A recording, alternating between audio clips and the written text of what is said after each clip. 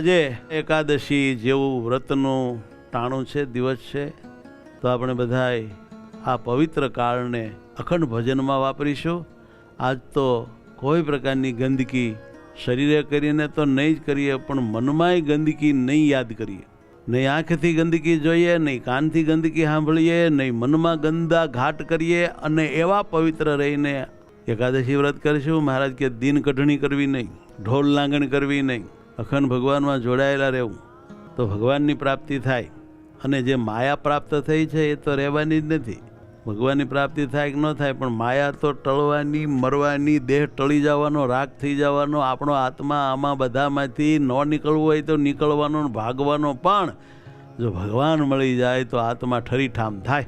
માટે એકાદશીના આ દિવસને સારી રીતે પ્રભુ આજ્ઞા પરાયણ અને અખંડ ભગવત પરાયણ, મૂર્તિ પરાયણ, સ્મરણ પરાયણ વિતાવવો.